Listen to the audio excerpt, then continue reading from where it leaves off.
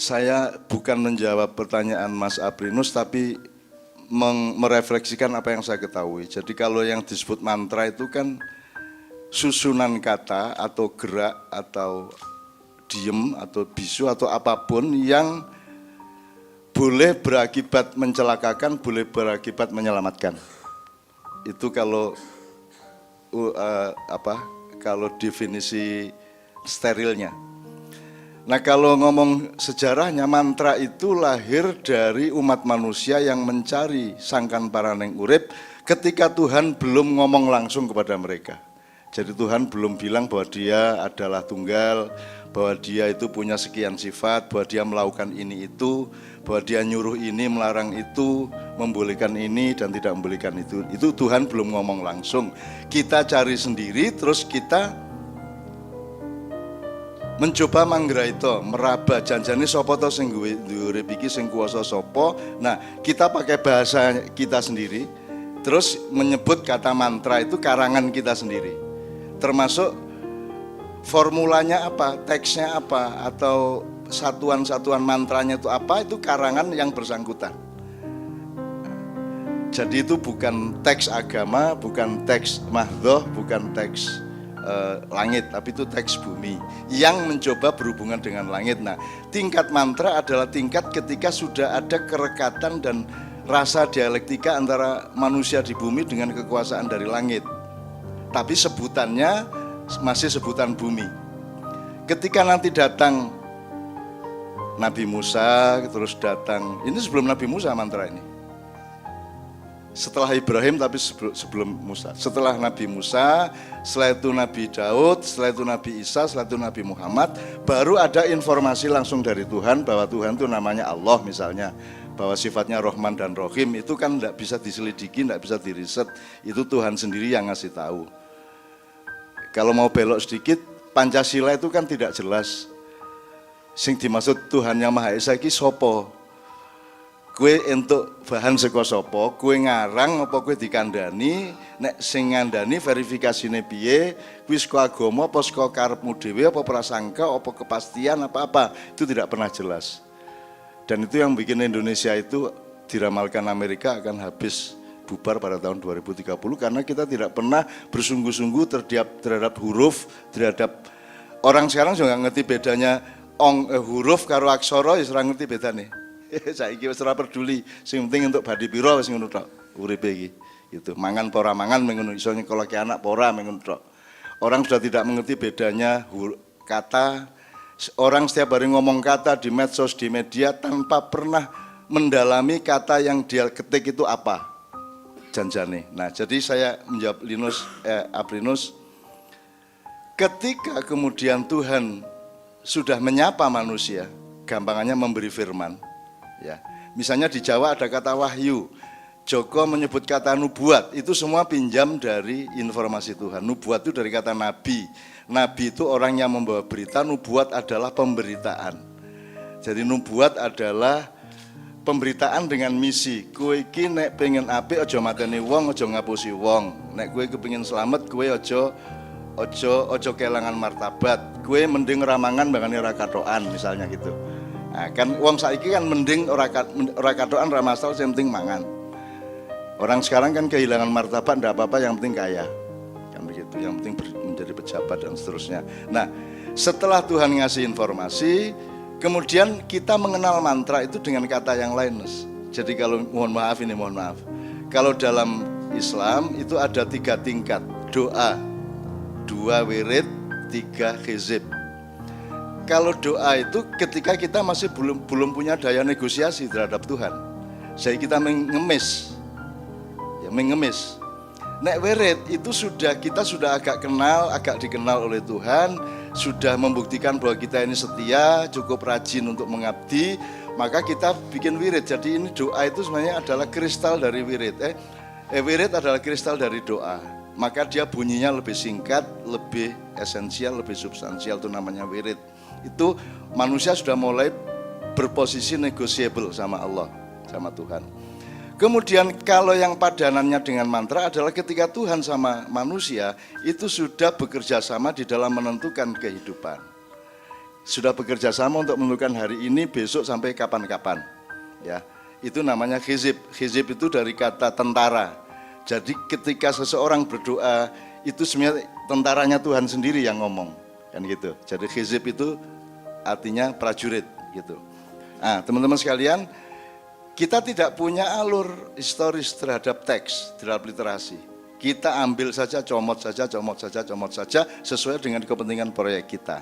Nah, kembali ke mantra dan hizib. Kalau hizib, ya kui podo karo mantra. Sudah bernegosiasi sama Tuhan. Jadi Tuhan itu misalnya sudah menentukan, yos Indonesia is pekok is 2030 hilang. Ning iso dinegosiasi karo Joko. Iso dinegosiasi oleh kita semua. Dan itu saya mengalami sangat sering.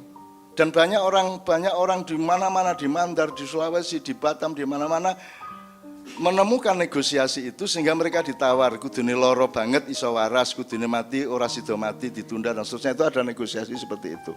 Nah, teman-teman sekalian, mantra bunyinya agak beda dengan hizib, itu bukan karena substansinya beda, tetapi karena asal-usul literasi sejarahnya berbeda. Jadi kalau kayak Joko, karena pembelajarannya itu adalah Jawa kuno, maka dia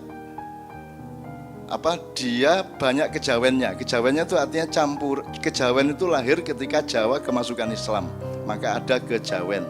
Sehingga kalau mantra itu misalnya campuran bahasa Arab karo bahasa Jawa. Misalnya nek bojomu rewel, kowe bengi-bengi bojomu turu maca Al-Fatihah, pas iya anak butuh iya kan sikilmu seleke dhuwure sirahe ngene iki. Aku isuk-isuk bojomu manut karo kowe. Nek mandi, nek ora mandi ya kowe disantlap kan gitu kan. Nah, itu ada banyak sekali yang begitu-begitu. Misalnya ilmu sirup. Ilmu sirup itu kan pakai mantra, Jok. Tapi sekarang kita harus melakukan perluasan dan pemerdekaan makna, teks ya, diksi. Sirup itu yang selama ini dikenal kan cuma salah satu jenis sirup, yaitu wong digawe turu ora iso tangi terus dicolong barangnya ning omah. Padahal sirup itu adalah segala inisiatif untuk terserah yang nyirup. Kok gawe ra iso turu ya iso, kok gawe konsentrasi ndelok kue ya iso. Jadi teman sekalian, mantra itu begitu luasnya, sama dengan hizib. Nah, mana putih mana hitam, hidup ini tidak bisa padat. Ada putih kehitam-hitaman, ada hitam keputih-putihan. Ada juga faktor putih dipakai dalam hitam, ada juga faktor hitam dipakai dalam putih, sama dengan medsos. Medsos itu kalau kita ngomong apa saja bisa dipakai oleh yang pro A untuk misalnya aku ora tau ngomong ngono ning di gadokke karo TGB misalnya, bahwa TGB itu gini, bahwa Jokowi gini itu. Jadi omongan saya bisa dipakai untuk ngantem wong atau untuk mbelani dewe-dewe. Nah, itu mantra juga begitu. Mantra juga bisa dipakai untuk negatif maupun positif, hitam maupun putih, tergantung. Nah, saya kira yang dilakukan oleh Joko dan semua tim mantra 2019 ini adalah cinta yang murni, kemuliaan hati untuk optimis terhadap masa depan Indonesia. Menurut saya seperti itu, Nus. Loh, perkara kabul ra kabul kan sesuk. Sing penting saiki negosiasi. Saiki negosiasi dan saya tiap hari negosiasi. Anda kalau sayang sama istri utawa sayang karo anak, kowe mesake anakmu mlaku sekolah nganggo angkot, suatu hari kowe ngomong, "Leng, kowe nek entuk rezeki tak tukokke motor." Bu, engko tak tukokke, tak ganti motornya sing rada apik sithik ben ora gradak-gradak kaya ngono kuwi, gitu ya. Tapi sampai setahun Anda tidak bisa membelikan motor, Anda bilang sama Tuhan, itu namanya mantra. Tuhan, saya malu ini sama istri saya, serta janji mau beliin motor ya. Anak saya mau biaya ini saya tidak punya duit ini kan, saya malu, kan ini saya mengerjakan sesuatu yang baik untuk istri dan anak saya, masa saya tidak dikasih. Nah, itu ada mantranya untuk. Nah, mantra ini janjane nyun sewu ya, Jok. Mantra ini mulanya aku di situ ada untuk Joko Kanto, saya bikin ada papat yang ngatunggil dan seterusnya. Itu bikinan baru. Ya, bikinan baru sebenarnya. Di mantranya Joko tidak ada saya bikinin untuk endingnya Joko seperti itu. Nah, mantra itu sebenarnya kalau pakai kata, pakai gerak, pakai musik, pakai apa, itu kan sarana. Ning nek atimu pancen wis madhep mantep tenan, kuwi justru nganggo meneng kuwi mau. Justru nganggo nyepi kuwi mau. Maka Mas Danarto pernah bikin buku 50 halaman, judulnya Nyepi dan isinya ndak ada. Tapi pokoknya kertas putih 5.000 halaman, rano kata-kata nih, rano hurufnya, rano cetakane. Pokoknya ming kertas gitu. Aku judulnya Nyepi. Dan itu benar menurut saya. Meskipun ya wong miso tau kurang ajar, gue larang-larang rano isinya kan. Bukan tidak ada isinya, nak. Ya itu isinya. Isinya adalah ketika engkau sudah menyatu dengan Sang Hyang itu. Kalau bahasa kita Sang Hyang, Yuang artinya Yuang. Kalau kita ngomong mantra sebaiknya kita menerobos dinding-dindingnya. Kalau memang kita mencari substansinya. Karena yang kita kenal dari mantra 2019 adalah mantra kejawen.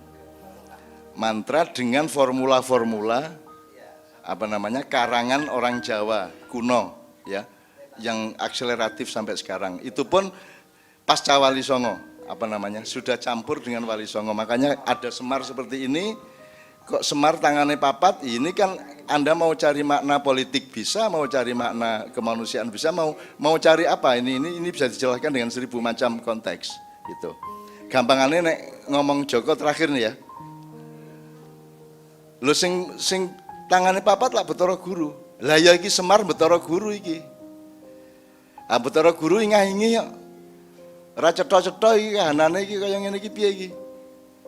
Piye iki kaya ngene iki negara kaya ngene iki kahanan. Betara Guru piye? Akhirnya nek biyen kan ana Semar bangun kayangan. Itu semua eksperimentasi, carangan. Dan tidak ada yang tidak carangan. Mahabharata asli pun itu carangan. Yang baku itu hanya dari Allah, dari Tuhan. Itu yang tidak carangan, yang qot'i namanya bahasa Arabnya. Kalau yang bikinan manusia semua carangan, negara ya carangan, kerajaan ya carangan, komunitas ya carangan, semua carangan. Dan kita ini hidup di dunia carangan. Jadi Semar arep tangan sewu ya ora masalah.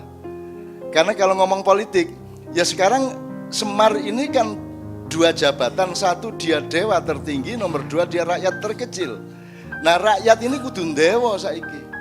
Gue aja dihapusi kalau demokrasi barat. Sekarang Indonesia harus menemukan demokrasi Semar bertangan 4 itu. Nah, kalau ngomong politik menunggui. Dan lain sebagainya banyak sekali maknanya. Teman-teman sekalian saya kira sudah cukup saya menjawab Aprinus, mudah-mudahan bisa menjadi salah satu tulisan di jurnalnya PPSK.